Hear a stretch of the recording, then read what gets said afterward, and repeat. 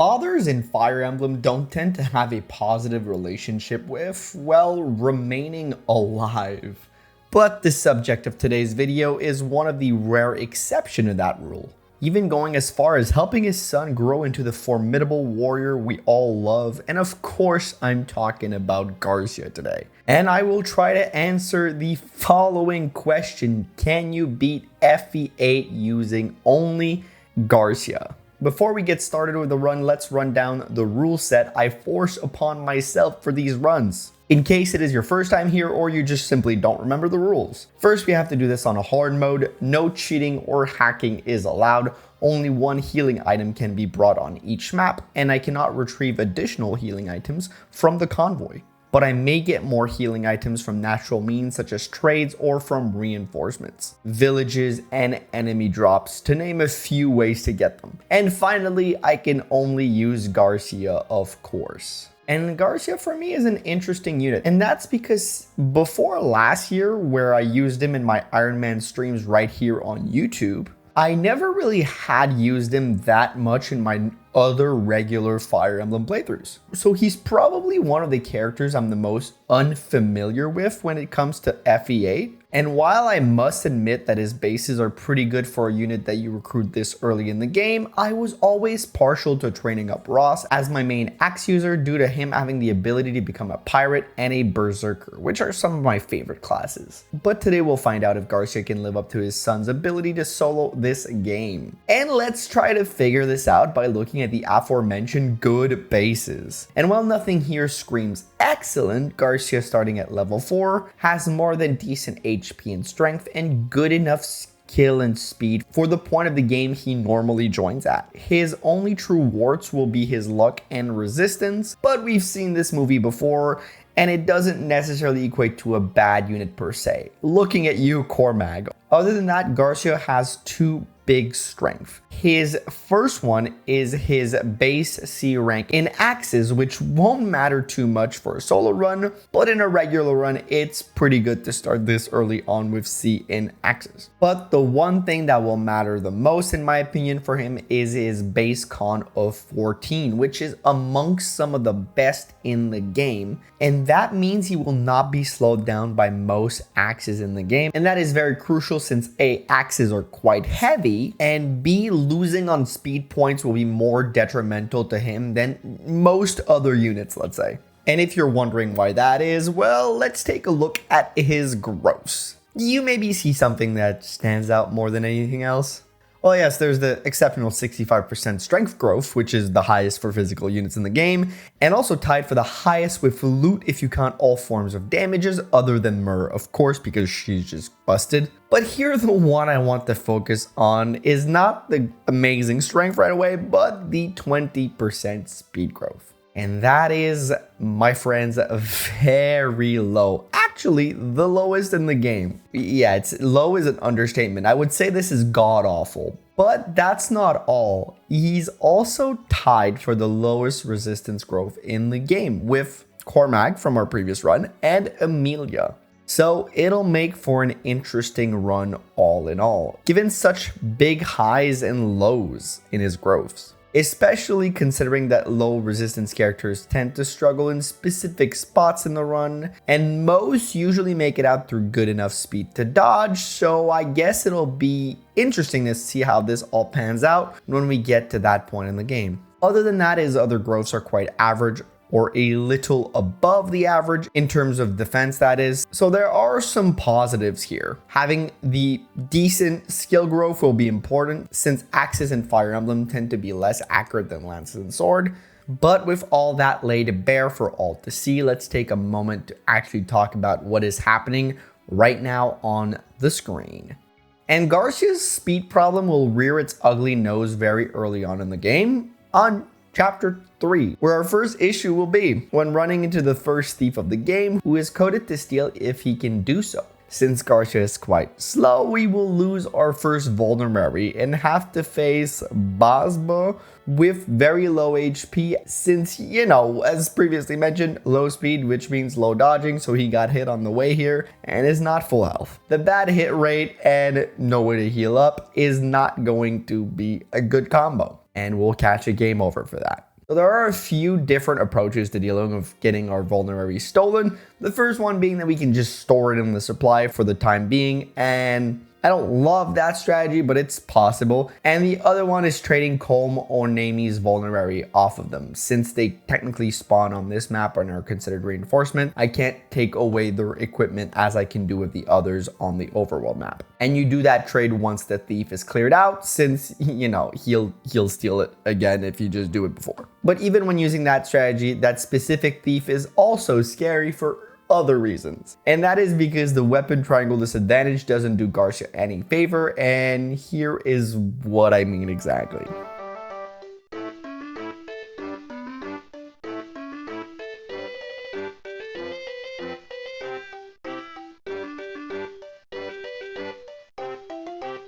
Yeah, that was pretty unlucky for chapter 3. But fear not, my next attempt we solve the problem by just not getting unlucky, I guess, and we finish off chapter 3 with more difficulty than I had anticipated, but you know, it's done either way. And I'll be honest, after seeing this, I was starting to get a little suspicious of this run, but we are still quite early on, so maybe things will realign themselves pretty quickly. Well, let's hope at least. And chapter 4 after that is a piece of cake, as chapter 4 usually is. But once again, we'll immediately take a time to look more closely at yet another map, which is chapter 5. And if you're a veteran viewer of this series, this pit stop is expected, as this map contains the 2 first stat boosters of the run, this being the Secret Book and the Draco Shield respectively. And the plan remains the same for Garcia: get to the trees on the right hand side and lure on the bandits before they hit those 2 houses so that Garcia can grab those much needed boosts. However, Garcia will run into an issue that surprised me. Usually around this part of the game, we're so over leveled that other than the killing edge on Joshua, nothing tends to be scary. But here, given honestly some pretty bad level ups, our Garcia has pretty low speed and skill, which means unreliable hit rates and not so favorable avoid.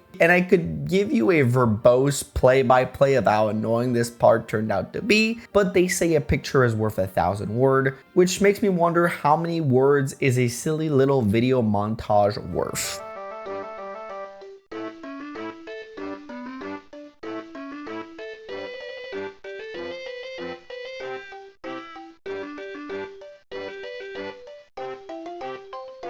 So yeah, there's no real point in going back to the well over and over again here. So I have to approach this clearly a little differently. And that means we have to adapt. One of our saving graces is that there are ways on this map to attract some enemies away from Garcia to make his journey a tad bit easier. First off, the bandits will head in the direction of the houses primarily, which means that if we leave houses open, we can funnel them over there and play around their positions. The second thing is, if the enemies are closer to Natasha, who is force deployed, they will attempt to attack her. So while I won't purposefully use her to bait all the enemies around, I can always stick her in a corner and some enemies will just head in a general direction naturally. I do, however, have to make a decision which house I'm giving up on between the Draco Shield and Secret Book one, as the 2 other houses I'd already given up on since they contain an Armor Slayer and a torch, and they don't offer me a lot of opportunities to kite the bandits around, let's say.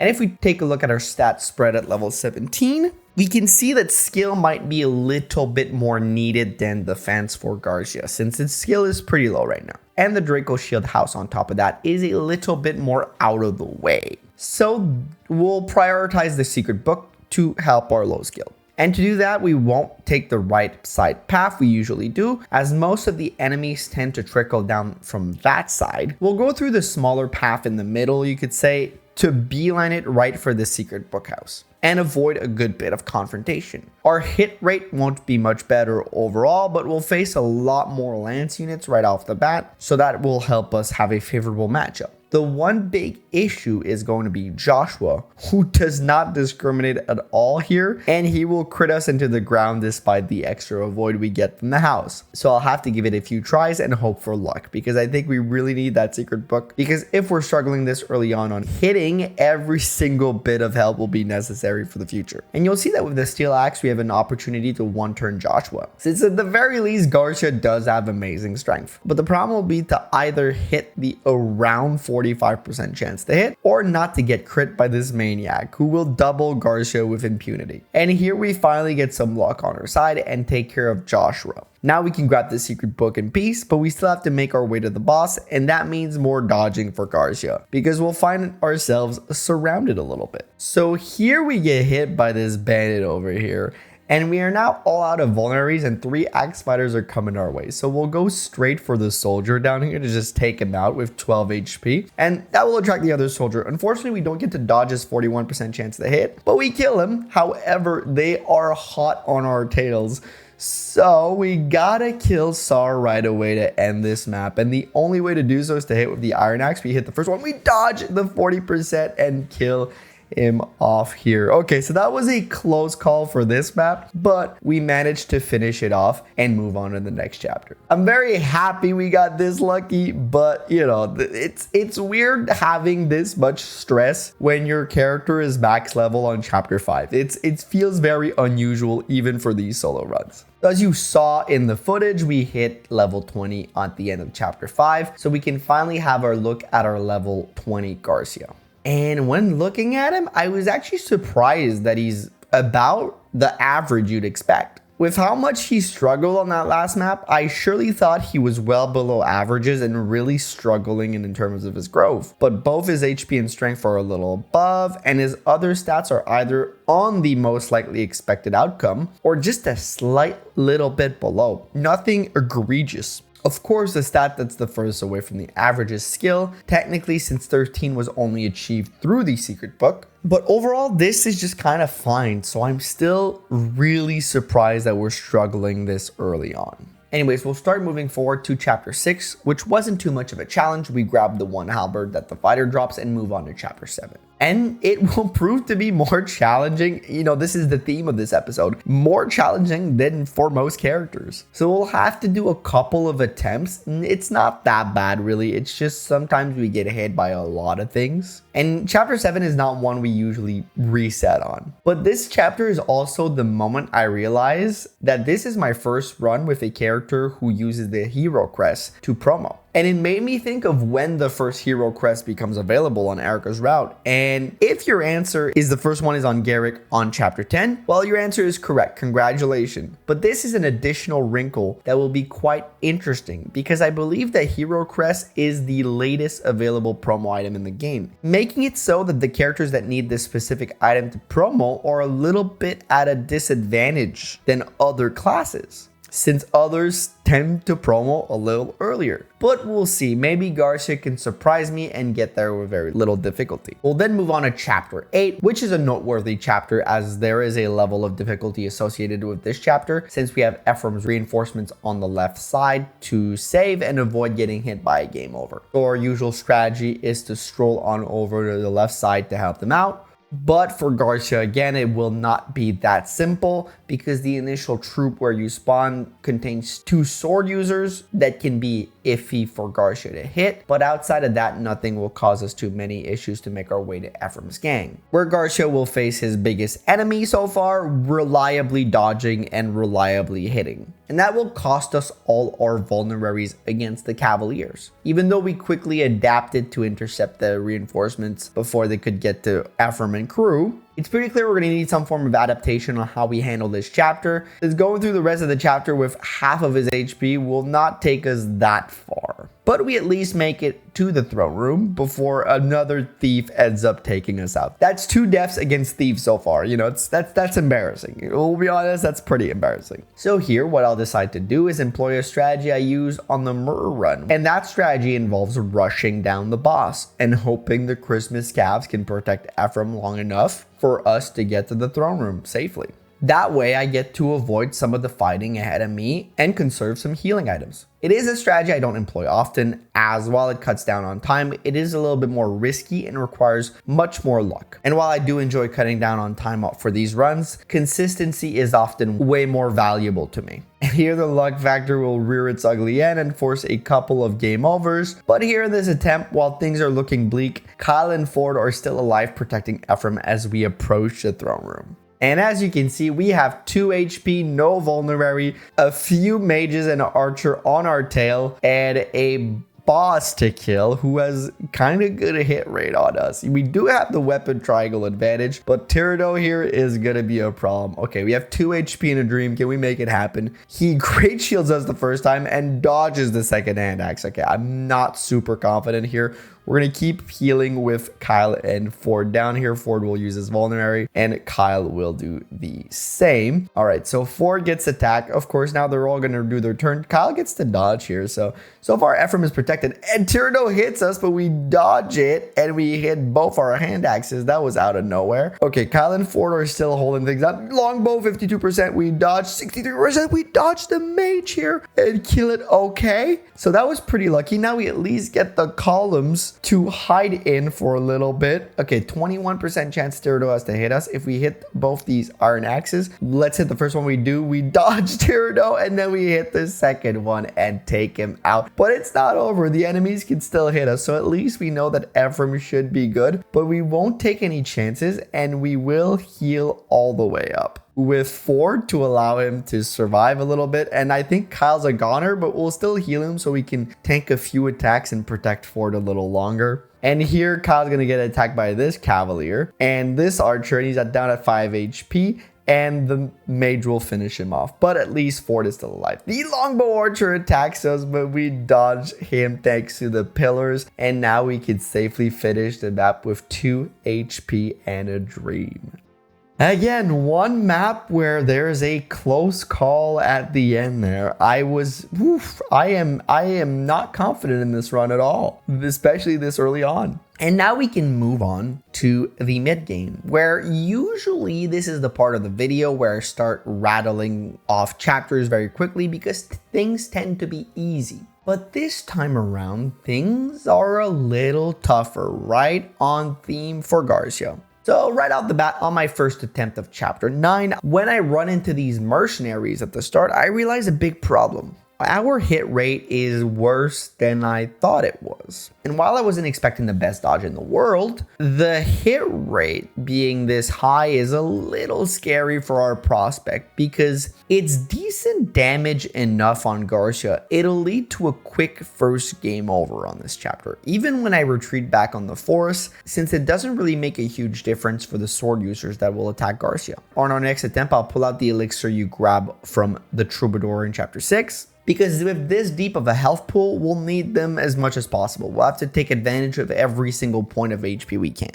So we'll fortify us on the forest and use elixirs to heal ourselves up and quickly introduce pure waters into the mix to avoid a little bit more damage from the mages. And the next moment of this video will be a masterclass in why axes, other than Garm that is, make everything so much harder, since their hit rate being lower does come as a huge downside. The main problem here being the inconsistency with the hit rate, because technically speaking, when using the elixir, we can dodge enough of non-sword units to get a result that isn't that bad in terms of our remaining health pool surviving this first round of onslaught from the enemy. But you'll see that we keep catching game over screens. That is because the sword users dodge us far too much, and we need to find a way to make our hit rates a little bit more consistent at least. Another problem about the axes is you don't get a lot of specialty type weapons like a sword reaver, killer axe, or whatever you will early on in this game to maybe turn on some RNG in your favor. But while we don't get a lot, we do get one quote unquote special axe that might actually be exactly what we need. And that axe is the hatchet. And you may wonder why the hatchet is significant, as it is much weaker than other axes. Well, it's significant because it's also much more accurate than most axes with a base hit rate of 85%, which means that we increase our base hit rate by around 10%, which makes killing the mercenaries a little bit more consistent. And on our first attempt after making the switch, it will be pretty conclusive as we finally get to beat through that first wave of enemy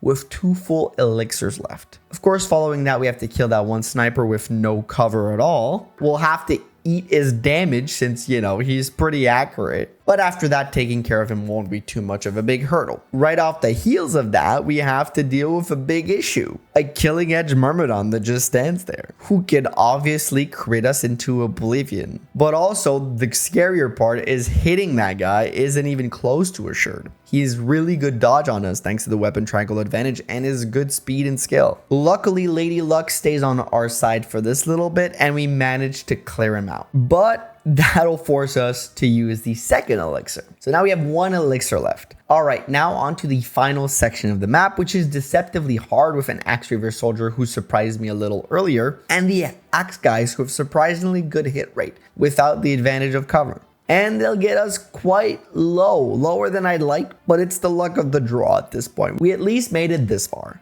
Because as you can see ahead of us, we have pretty good competition, mainly the archers and a few more mercenaries. And while we can bait the archers in, we can't one-tap them with the hand axe. It's not enough damage. So they'll drop our health even lower, but at the very least, we're in range to get our butts on the wood tile to provide a little bit more avoid and defense, and use our final elixir to heal all the way up. We'll also take time to equip the hatchet back on to help our matchup against the sword guys, who have a little less accuracy due to sporting the heavier steel sword than their earlier counterparts who had the iron swords. Our luck only goes so far, and we don't dodge any of those guys and end up perishing this close to the boss.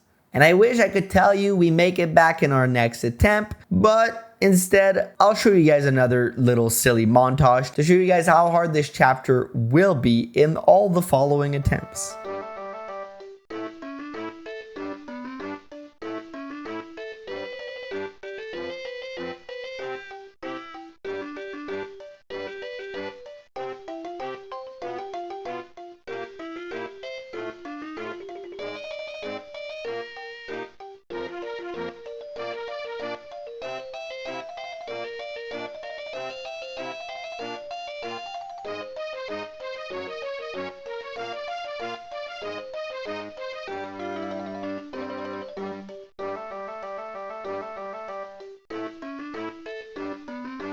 Yeah, and I'm not kidding when I say after many hours of trying this map, yes, hours, not minutes. I spent literal hours on this map just trying over and over again. I found myself kind of out of ideas. The luck needed to complete this is simply astronomical because of how inconsistent our hit rate tends to be in the early portion of the map. As mentioned earlier, our skill is a little under the average, and my only option left to explore is simply to reset and hope for a better Garcia. Really, that kind of sucks to reset at this point because this map has never been a challenge ever. But I guess when you look at it from the point of view of an average Garcia, the run technically ends on chapter 9, which is a bummer. And you can correct me in the comments if I'm wrong, but outside of resetting the Demon King, this is the first time since Erica where I've had to reset this early on because I required better stats. Yeah, we're gonna need a little bit more luck on our side with the level ups. So you know what? Leave a like on the video to encourage old Garcia. Maybe that'll get him over the chapter 9 speed bump. Maybe your likes will get him the levels he needs.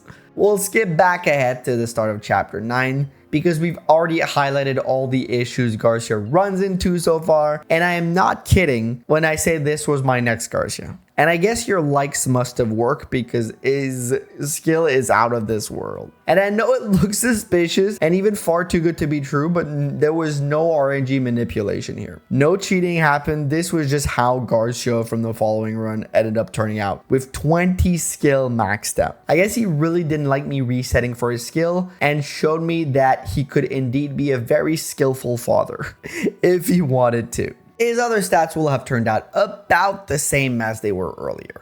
And the crazy part about all of this is while our hit rate is much better and we now get the occasional crit on top of that, chapter 9 doesn't become necessarily a walk in the park. There's still a few game overs ahead of us. But the one major thing that having the 20 skill does for us is it adds a lot of consistency. Seeing our hit rate in the 90s adds this ability to more reasonably map out how much damage Garcia will take, since I can pretty much assume I'll have to hit twice to kill a mercenary, which allows them one free hit on me if it's through the enemy phase. So I can kind of calculate the damage I need and the elixirs I'll end up needing and when I'll end up needing them. But again, for that to happen, things still need to go perfectly our way. So if an axe guy with low percentage gets a lucky hit in, then, you know, the planning starts devolving a little bit out of my control. But eventually, after a few attempts, things will start rolling our way and we'll make it past the sniper with at least one elixir. And following that, we'll have good enough hit rate to beat the Myrmidon in one hit of our hand axe instead of our hatchet, which has a 60% chance to hit. So, you know, pretty good chance to miss. But again, having better hit rate on that Myrmidon makes it that we can save on an elixir. So that's another positive. Something we couldn't do in the previous attempt, where we pretty much had to take the assured damage from that Myrmidon. So let's skip ahead to the end and see how this will go. So first things first, we have 25 HP here, and we will pull out a hand axe out of our supply and place ourselves just in range to get attacked by simply the archers. They will come in, we'll miss one of them unfortunately, we'll get hit by both of them. So this is a little sketchy here, but we'll still try to kill one of them. And that's done. The other one will get a free hit in on us, but we will be able to take care of it within the next few minutes because we just hit our hand axe. So here you'll see me checking the ranges of these mercenaries because there is a way for me to at least get one isolated before I fully commit to the woods. So that's kind of what I'm thinking about here, to get that one mercenary that can go a little further, to get him on a one-on-one. And I will move in to that one spot where that one mercenary can get me, and I'll equip the hatchet. That way I won't have to use an elixir right away because he won't do enough damage to one-tap me. So we wait it out. He comes to attack us. He does 8. We have an 89% chance to hit, so pretty good here with the hatchet. We take a step back, hope for the best, it works in our way, but there's a little bit of a chance that you miss. But now we can go on the woods ahead of us, use our final elixir, and only have 2 of them to take care of before the boss, that is. So the first one will hit us. We won't dodge the 69, unfortunately. That's not very nice. We'll hit both of them, but they'll also hit both of us. So here I end up attacking the one that does the most damage, of course, to minimize the damage we take, and we get a crit on the final kill of that mercenary. Unfortunate, would have liked that a little bit earlier, but you know what? We'll take those. So here what we'll do is we will focus on fighting Binks instead of the archers. So we'll hit him for our hand axe first and foremost. He will attack us right back with the steel bow and hit us. And now in 3 hits of the hand axe, we get to take him out. And the map is essentially over because we just have the 2 archers left. So this was again a close call. You need to hit those 3 hand axes. It was 85% chance for us. So that was pretty positive that it was gonna happen, but it didn't mean it was going to happen. So killing the archer is gonna be easy because they can't counterattack and they don't move. Thank God this map is over.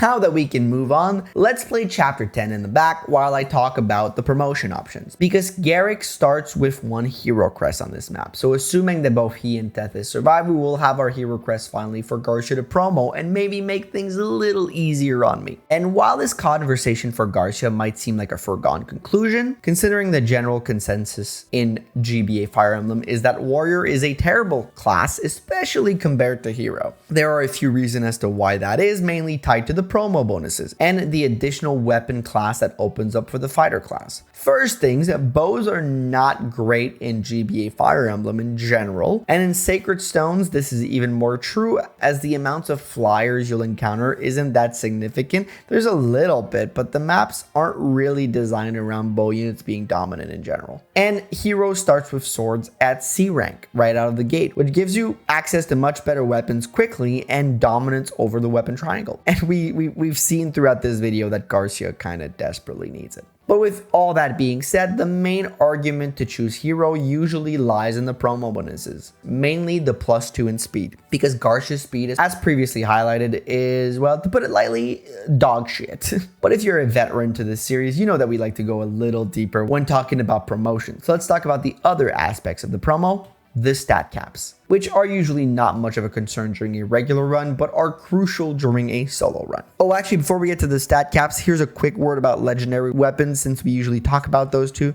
In this case, no matter what, there's no debate because Garm rocks. It's the best weapon in the game, and the +5 passive is awesome, so this character will need it anyway, so we'll just go with Garm. And when looking at the caps, well, Warrior kind of clears Hero. Not by much, I would argue, but having +5 whole strength and 1 defense might be a little bit more valuable than +2 skill. Granted, our current Garcia has pretty good odds to max out that skill, even if the cap is 30, so there's a lot to consider here. And with all that preamble, you probably still wonder which class we will go. As interesting as the hero does sound with a +2 speed, I'm not super confident that Garcia will hit the base minimum speed requirements to double the Demon King in the late game, which is 22 or 23. We'd only be 1 point behind on the averages for the hero if you consider Amelia's Speedwing, which we will get a little later, and the Garm bonus. So it's not impossible to hit that threshold of 22-23. But at the end of the day, with the 20% speed growth, I'm not super confident in that scenario happening. So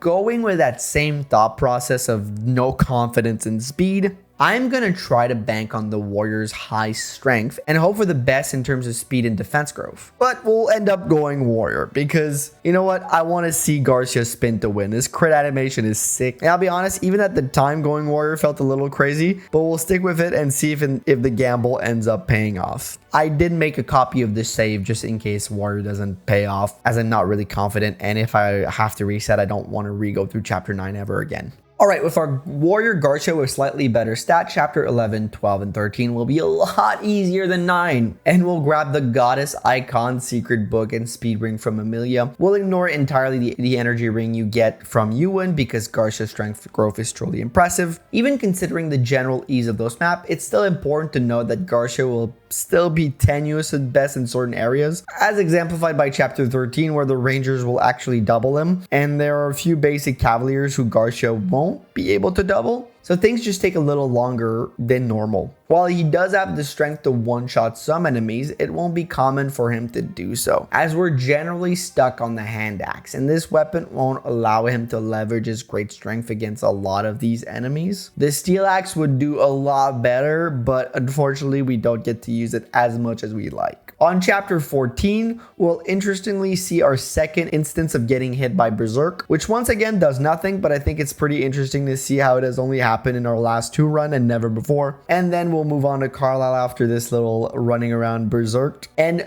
we are pretty blessed that we can use the Sword Reaver, which is dropped earlier on this map, because he can double us handily, and if he had weapon triangle advantage, I would have not been confident in Garcia's chances to get through Carlisle at all. And this event will be pretty emblematic of Garcia's issue going forward, with needing very specific tools at very specific moments, or else he just doesn't succeed. Now let's check out chapter 15 because we got a few things to worry about on this one. For Garcia, this map is significant for the same reason it is for all other characters. We get to see Noel perish like the scrub he is, truly bringing a ray of joy in a run that has been pretty bleak so far. Thank you, Noel, for dying. So everybody at home, say it with me, bye-bye, Noel. Jokes aside, Garcia will pick up a few important items on this map, mainly the Dragon Axe that's dropped by the Berserker and the boots. We won't actually pick up the body ring because as a warrior, Garcia has a total of 16 con, which is the weight of the heaviest axe we will use, that being the Brave Axe, and the only axe that will be superior in weight to that is the Devil Axe. And while that does drop on this map, there is no way in hell that I'm using that weapon ever in a run, unless I'm in deep trouble, I guess. But the major adjustments I'll make on this map is, since we got a late promo of Garcia,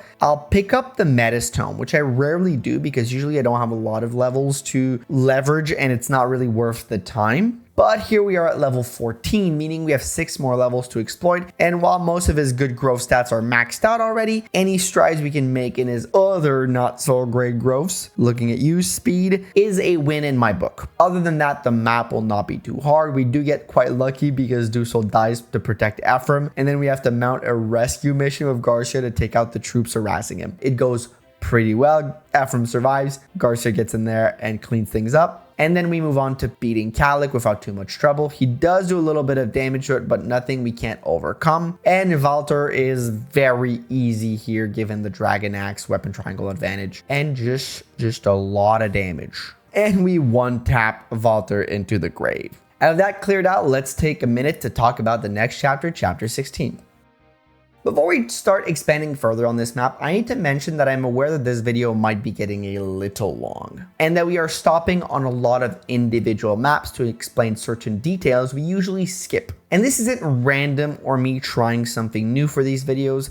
This is simply how much minutia goes into this solo run. In places you don't really need to think for other characters, Garcia demands that you pay attention to every single little detail. And while this makes making this particular video a little harder and exhausting, it's actually a lot of fun in a way, because sometimes these runs do feel a little redundant. So thank you, Garcia, for seeing a different side of these solo runs, but also screw you because it's taken forever for me to do this. I'm exhausted, man. Just do something right, please. All right, chapter 16 time. And you may have seen in the background that the main issue on this map will be a combination of Garcia's bad speed, which stops him from dodging appropriately, once again, especially considering the 3 heroes in the throne room, and that paired with his bad resistance will slow down the approach to the said throne room because the long range mages will blow us out of the water. On top of that, we'd love to grab the talisman and the tomahawk from the chests, if possible. So here, instead of rushing into danger, we'll change things up and slowly take out this map. We'll take on this map slowly, much like I did in my Erica run.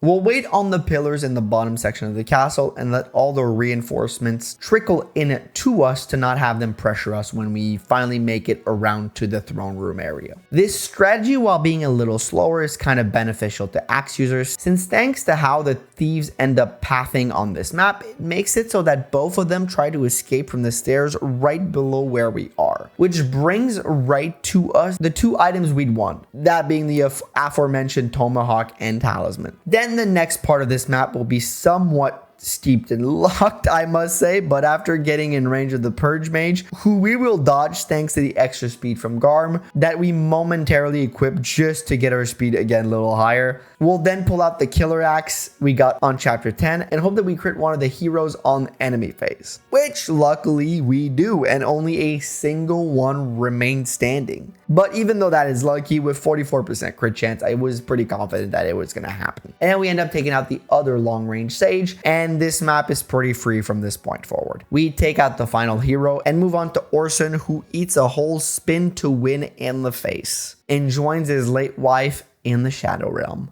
And now that this whole ordeal is behind us, watch Garcia very slowly beat chapter 17 as we talk about him finally reaching level 20 off of the kill he got on Orson. And how is this old legendary warrior doing? Well, pretty good actually. The obviously maxed out strength and HP are great, but having maxed out skill is actually kind of crazy. His luck is actually also quite dominant, helping his avoid generally, but his speed is 15, which isn't great, but we were expecting that. Yet it is a little below average considering he does have the speed wing from Amelia that he grabbed earlier on. And his res is doing all right too. So an above average Garcia, I'd say. And somehow my man is still struggling mightily in my book. But we made it this far, so let's see how things go moving forward. Again, chapter 17 will take a little longer since I think the Brave Axe will be quite beneficial for him, and it's dropped by one of the heroes on this chapter. And since there's a lot of threats on this chapter, I have to do it the slow way by clearing out everybody. And I can't just rush the hero and then rush Leon. I will get surrounded before that, so I take the safe way and stand on the force while I take out the entire enemy force, as you saw. And once that is done, we stroll over to Leon number 1 and give him a good old spin to win. And here we are on chapter 18. I think you've guessed how this is gonna go. It's a hurdle. My man just keeps running into problems. And I do want to be entirely fair to him. This chapter being a struggle is just endemic of the solo run format. Every character seems to kind of struggle a little bit here, and Garcia will be no different. The good thing about Garcia on this map, and that rarely happens, is that a portion of the Gorgons will actually be a one-shot via hand axe, thanks to his fantastic strength. Often that isn't the case and forces us to risk being counterattacked or finding another solution to defeat the Gorgon, but here we can rely a little bit more on the hand axe, which is nice. So the strategy for this map will be one that's become tried and true for these videos, and that is waltzing our way to the far bottom of the map, clearing these eggs out before they become too much of a problem, but also letting all the other hatching eggs slowly slither their way down over fire tiles. That way we get to get some chip damage on them, and some of them even may lose their lives to the fire, which we always like to see happen. And of course, once they get close enough, we'll use a combo of Pure Water and Garm to boost both our resistance and our avoid stat.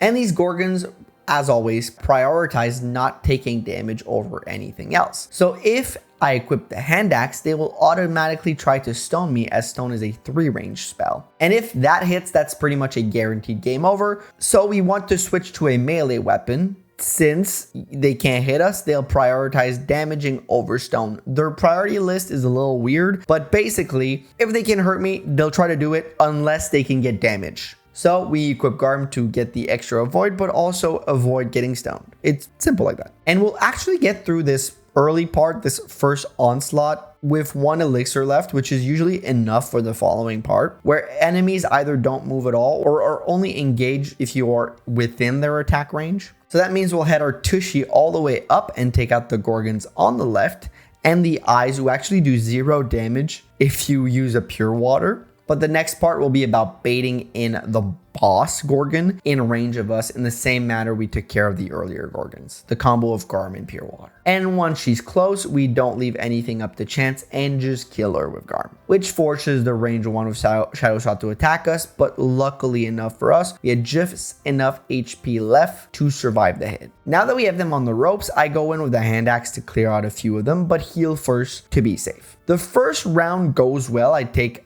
damage but avoid the 2 stones, so I'll take out another Gorgon right off the heels of that, using Garm to increase once again our avoid chance, and we dodge the first stone.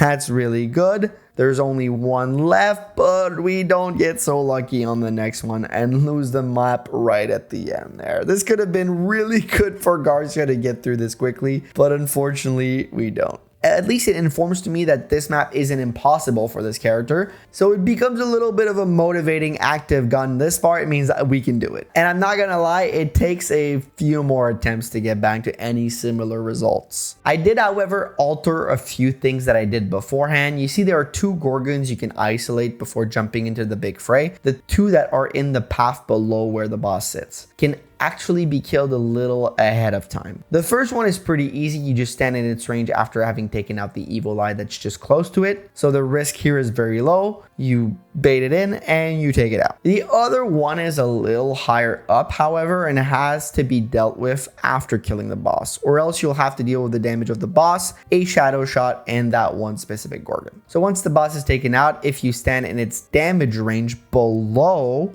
where the other Gorgon was standing earlier, it'll make its way to you and then you can take it out safely. However, be careful, as the shadow shot Gorgon can reach you from there, so you'll have to dodge a little bit, but once you survive that, you officially only have 3 Gorgons left to deal with. And if you can dodge a couple of stone, then this map is fully completed. And you can move on to chapter 19 as we do here, which will be a breeze. Even for Garcia, send him out to Reeve, hope to dodge a little bit, and then using killer axes, which you can buy on the overworld shop of chapter 17, you can then start spinning to win right in Reeve's face and move on to chapter 20. An interesting chapter for sure.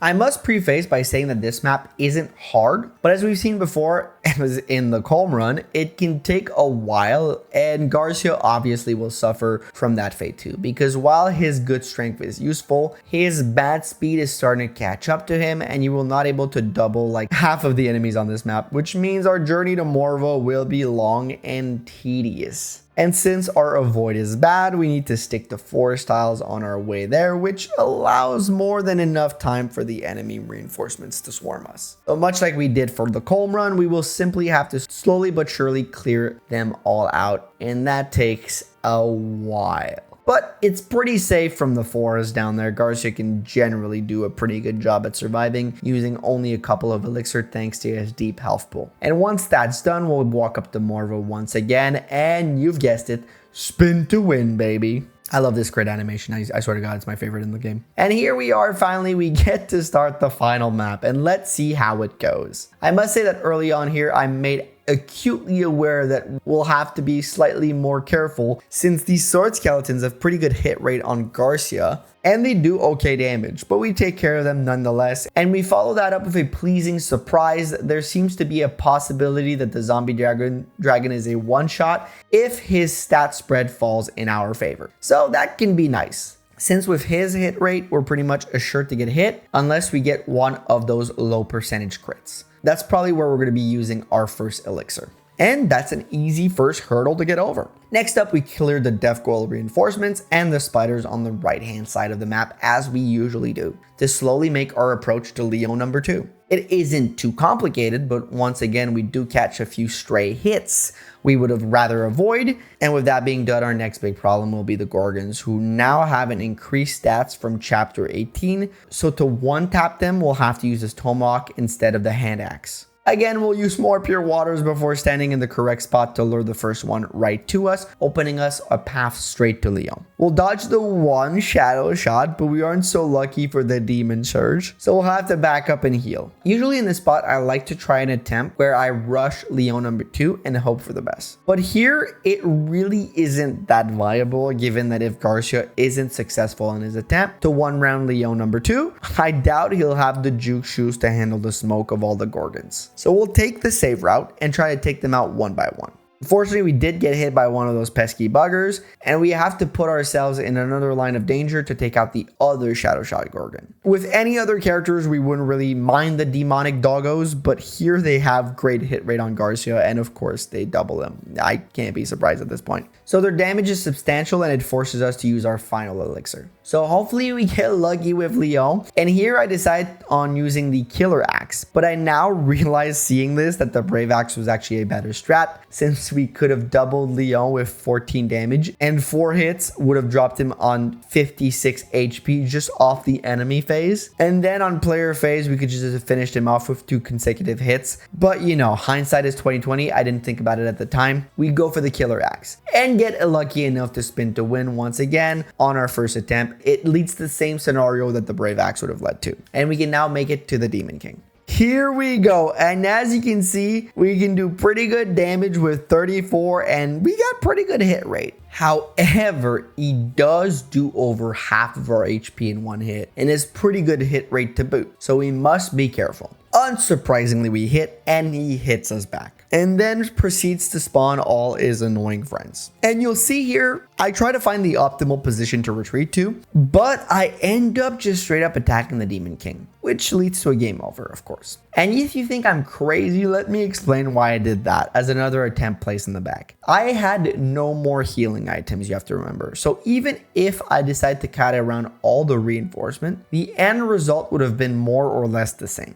I would have attacked the Demon King and died eventually. Since with this character, who can't double him, I'm pretty positive the way to go might be to get in there with at least 1 or 2 elixir. So now that I know that I can get to him, it's can I get to him with some form of healing? And that first attempt was just a trial attempt, so getting this on our first run was pretty good. So my quest will be to get the best possible run. And that will make me change a few things here to leverage every single point of HP to its best potential. The first one, weirdly enough, is going to be happening very early on. It's where I place myself when starting where the skeletons are on the right side. I'll just place myself in range of the 2 sword skeletons and equip a sword reaver. This might not seem like a big adjustment, but it allows me to avoid about 10 damage. And at this point, these are things we might even have to do for this run to be successful. I'll later on also use the sword reaver against the axe reaver death coil to avoid his damage because he hits pretty hard. And the other things I'll try to do is rush Leo a little bit more, as playing for luck might be our only play here.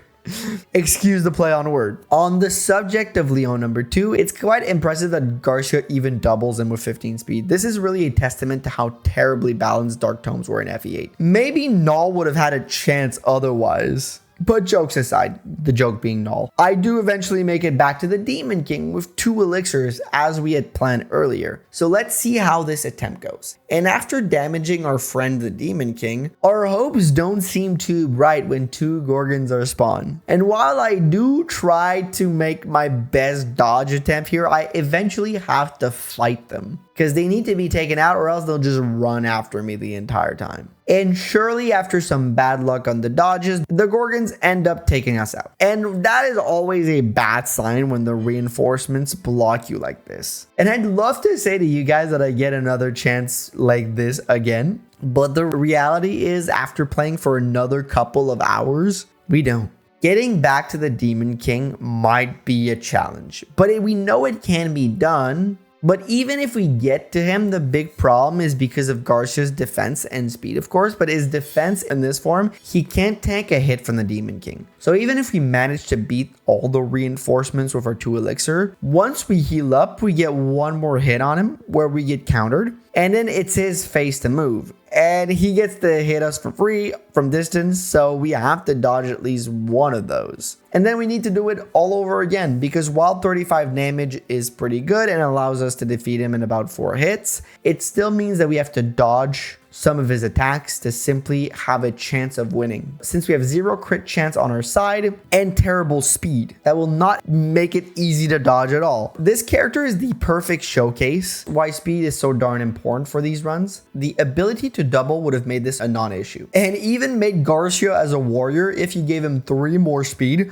would have had probably one of the easiest Demon King fights ever. Alas, we can't double him in that form, and that doesn't make this final chapter impossible, but it makes it damn near impossible. So you may be asking yourself, what do we do? Is this it?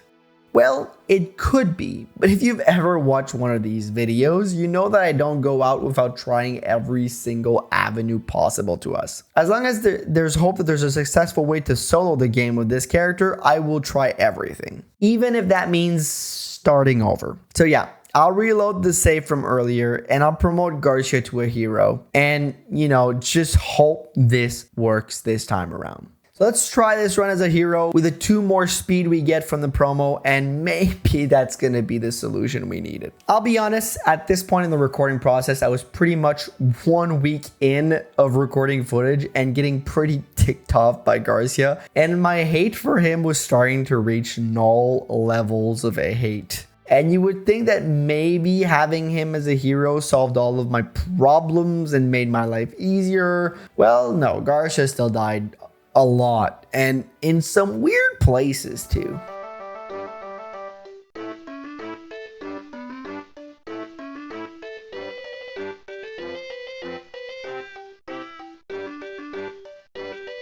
Yeah, just made my life a little weirder still, but let's take a look at his level 20 hero because we want to move on to the end part quickly.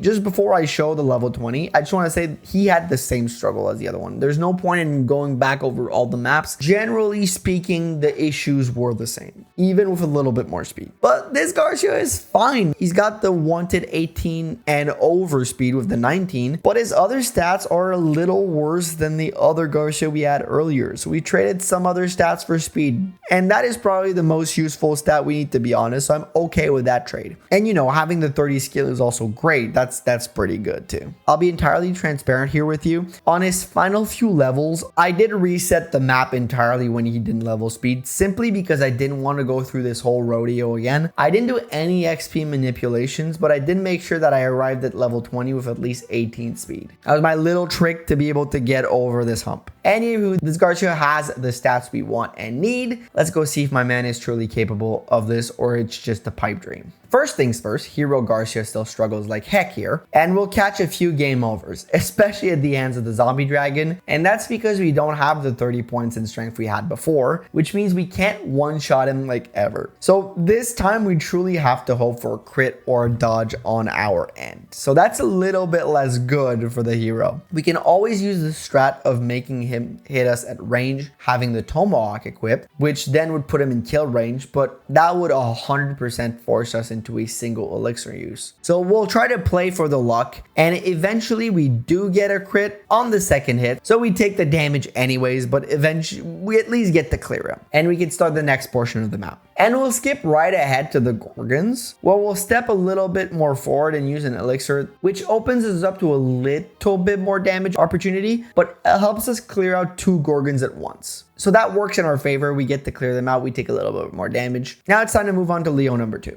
And here with like 18 HP, we'll move forward to Leon. And that's when we'll reset our inventory. We'll take out all the axes that could maybe help us out. Going with Garm, we get 19 damage if we hit him. 10% chance to crit. He does have a pretty good matchup into us, but we will enemy phase and wait here. We'll get attacked by the 2 Gorgons, but we're going for that play where we hope for luck here. And we dodge, so that's really good. And then we get a crit right off the bat and 2 crits in a row. Hello. Okay, we got insanely lucky here. I was hoping for at least a dodge or a crit. Not both. Not both. And you can see I'm a little stunned there. I don't even I'm not clicking the buttons. I'm like, what is going on? But we finally get to move on to the Demon King for our first attempt as Hero Garcia, as he spawns here right in front of us. So we'll move Ephraim out of the way, of course, and then Garcia will move forward. Let's see what his damage looks like. 29 is not bad with 67% chance to dodge. That's better than the other one. We do take way more damage with 36, but at the end of the day, both was going to be like a 2-shot, so it doesn't really matter. We hit both. He does hit us, and now the enemy reinforcements spawn, so we're gonna have to take those out. And we did get a pretty good spread, I must say, with no magical enemies. Usually those are the big problems, or the eyes and the Gorgons and all that jazz. So I'll skip ahead a little to these 2 guys who I end up take out one of them, the centaurs. But I skip ahead here because Ephraim is getting harassed by one of these spiders. So I try to get him out of the way, and then the centaur attacks him and almost kills him with the halberd. That was badly calculated by me. So I go in with 17 HP and I kill that centaur, and at least that's fine. And now Garcia's gonna be able to take out the spider.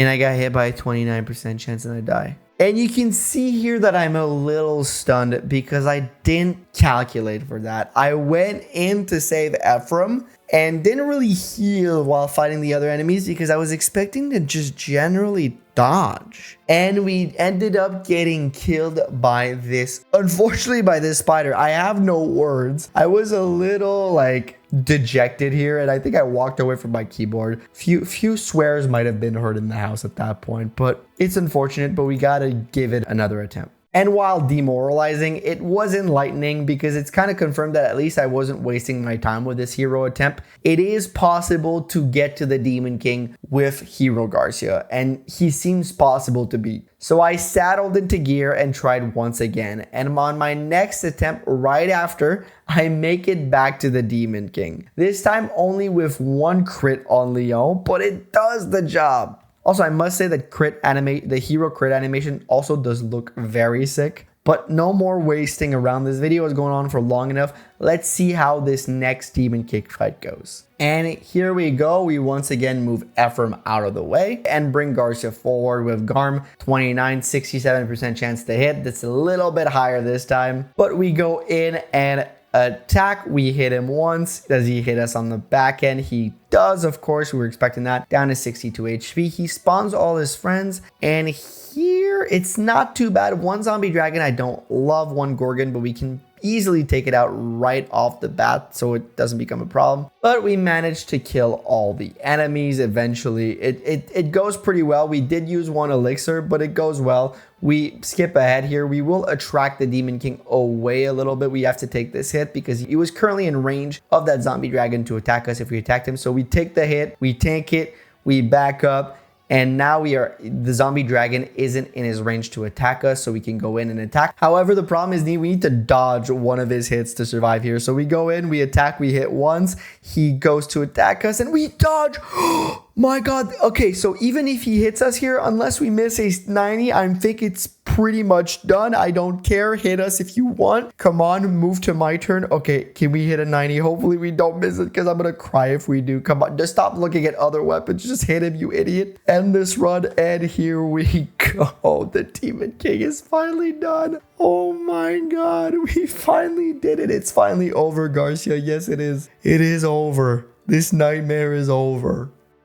And finally, after probably one of the longest videos, we're done. We're done. This was probably one of the hardest run I've done in I think forever. I can't begin to verbalize how happy I am that this run is over. This truly felt like a punishment for something I've done in my life, because I'm not kidding when I say this was more painful than the null one. Garcia isn't just bad for solo runs, he is god-awful. Literally one of the worst experiences in terms of solo runs I have ever done. He struggles in the most odd places. His speed makes him virtually unable to dodge unless some form of terrain is involved. We even had what I would consider an amazing Garcia based off of his skill, and he still barely could get the job done. I really had to give this character all the help he could get, and he still struggled mightily. This run had me exhausted, and you probably finally understand why there was such a delay between this and the Cormac one. Paired with my move that I just went through, this video took forever to get done. So let's look at his final time and turn count to evaluate how this went, and I'm not surprised at all when it's 506 turns and 10 hours and 40 minutes. And I have to say that 10 hours and 40 minutes was also the time we had with the warrior run before the entirety of the last map had to happen. So without the reset, which arguably did help in terms of time because I had more intimate knowledge of the run, he would have looked even worse. My placement for Garcia might be a little controversial, but I'm placing him below Comb. And let me explain why. This character had 2 resets, and one of them was based off of his